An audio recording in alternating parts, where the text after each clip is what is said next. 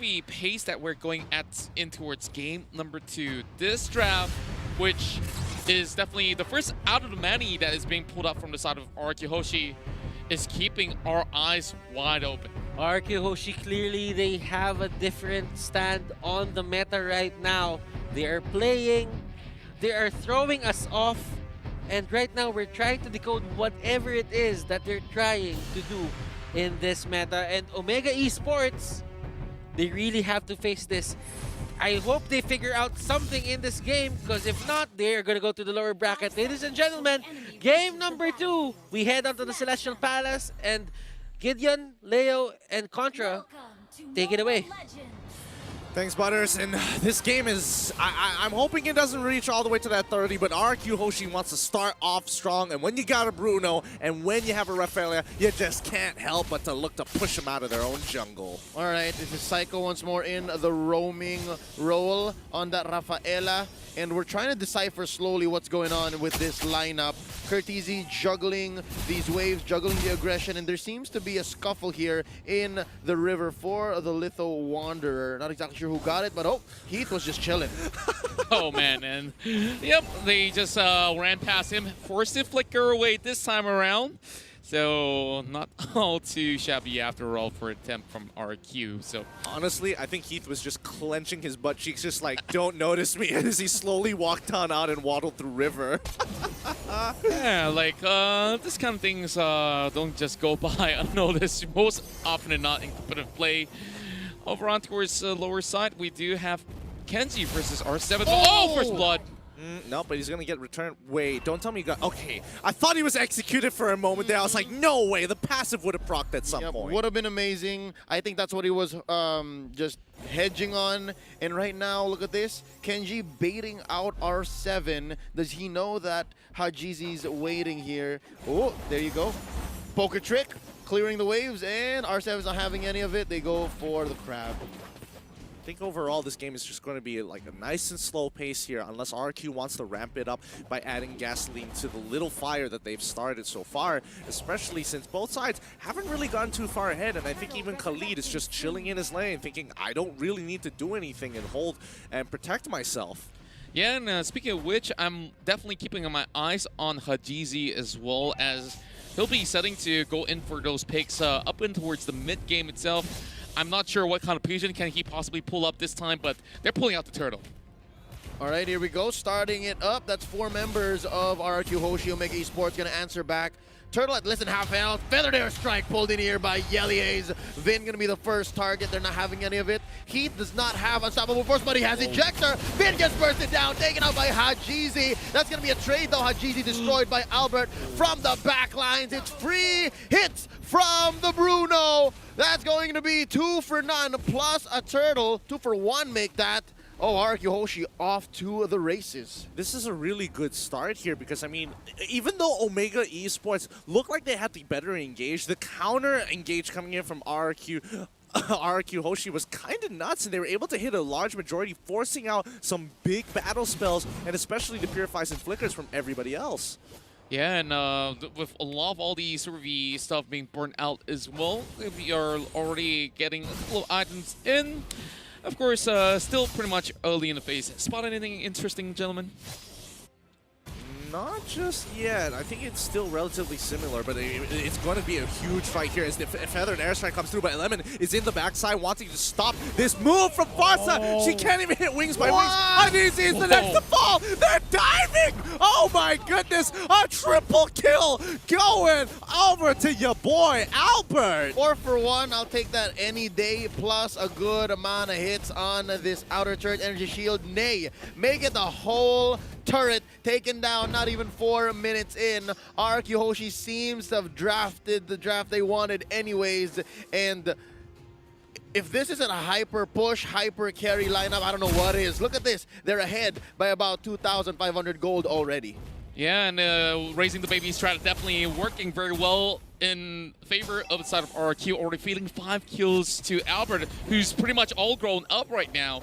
And my concern is this, they're going to be going for another pick. Oh, nice ejector, trying to save Heath, but it is all in vain as Lemon gets away. That's going to be deadly magic set in by Kaltizi, but we all know Lemon's going to survive. This is, oh boy, this is some big moves made by RRQ HOSHI. They're just they're pretty far ahead and this early into the game. Wait, no, this could be something a little bit more here because RRQ, the fact that they are rotating between mid and bottom side, they want to break the mid side so they have more space to work with when they're just kind of putting their pressure on the turtle and maybe could even force a chase into the enemy jungle. Yep, and just go for the mad snowball here, and exactly that's what they're doing. Again, they opened up the main artery in mid. They have easy goes at most things, especially turtles, and that's just gonna make Albert a beast. Easy. Now another big fight. That's gonna be a Rat of the Dryad, setting them all in. Lemon destroyed by Hajizi. Oh, I think they started the fight a little too soon. Yeah, and he definitely was in the wrong place, wrong time as well. Now, Electo, final blow on towards R7. Honestly, not going to do much to that Khalid. Yeah, especially with the Quicksand Guard, actually. He is just going to heal back up to pretty much full and just continue to just soak up as much pressure as possible. And Kartizi, no matter how much damage he gets on him, boom, he gets hit by the ult. Kartizi, R7 could look to finish him off, but Hajizi is there to protect him. Oh, he manages to get him. He forgot about the passive. R7 still alive. He's getting hit by literally everything and walks away like nothing ever happened. Amazing. He comboed the passive and the execute. I think that was the nail in the coffin that caught Kartizi off. Usually you don't get Kartizi with that, but something's telling me maybe Omega's kind of tilted. Maybe it's getting to Omega. The long game, the 34-minute game earlier, and just this hyper-aggressive draft. Definitely getting in their heads. Just look at the way that he plays the Khalid, just flickers right in, and yeah, there it goes. Doing everything that RQ needs to do just to get straight, direct, and towards the heart, not only the head. It's getting scary here because if this is the tactics that RRQ are going to employ just to tilt their opponents, dragging out the 30-minute games, oh no. Oh, nice use of the Rampaging Sandstorm, forcing Heath to go for the flicker back. Hey, if you're using your opponent's tanks, again, a playmaking tanks, skills and battle spells to just push them back and just go for failed attempt, it's going to be a non-starter. And if you do this for the next 3 minutes, you're going to see Albert build up to more than just a Berserker's Fury. I'm seeing maybe a battle, an endless battle in 2 minutes. I suppose, but I think like they got the Berserker's Fury. Endless Battle is probably going to be coming up real soon as well, like you said. But is that going to be enough? Like, what happens once Omega has kind of scaled up and this is a pick? Oh, that's Vin. Oh, he's able to get out despite all the deadly magics. Nice spin down, Imperial Justice onto Heath, and yeah, you're underneath the turret. You turn it into a chase like this. It's gonna be fine. OMG Esports knows to retreat. Oh boy, yikes. Just look at how fast he just melted down right there as he tries to go in for the pickoff. But even if they managed to get that catch, the rest of Omega Esports evidently wasn't ready to respond to that pick itself. So not sure if it's miscomm or, something that he hopes to just burst it down in the flick of an eye. Oh boy, Albert is so huge. He's literally critting for 1.8k. 1.8k. Let that sink in for a bit because it's only 7 minutes into this game going to 8. 1.8k, that's about half of most heroes' life bars at this point. And yeah, no quarter here for this tier 2 turret up top. Rampaging Sandstorm starting it up. That's going to be the Feathered Airstrike pushing them back. But no, they already set their sights on Heath and take down the Jawhead, as well as this mid lane turret. Inhibitors left standing, save for bottom. This is aggression like we've never seen before, at least in the playoffs, especially with a draft as unorthodox as this. I mean, Albert is enabled and they want more. Look at that damage. Kartizi barely stood a chance. Lemon went over the wall just to try and get him with the Dryas, but luckily Kartizi survives with just a sliver of health. Yeah, Kartizi almost dropped right there, and now I'm just being less speechless on how effective this composition have worked out in favor of RRQ HOSHI, and Omega Esports now could not really leave the base at the moment.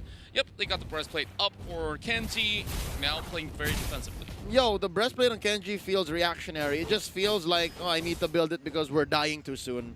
It honestly feels miserable right now. Looking at the record here, 4-11, about 7k ahead is RRQ HOSHI.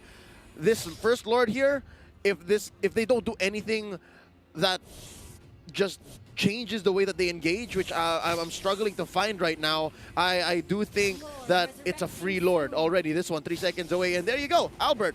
already has the endless battle. I think that's a later expect coming up next. Oh, they catch a GZ off. Albert uses not even the wave of the world just yet. That's a double for the Bruno, and they are going for the throat. They are going for this mid lane inhibitor. Feathered airstrike being called off by Yelly Hayes. He's saying they're at our gates. They're at our gates. Mayday.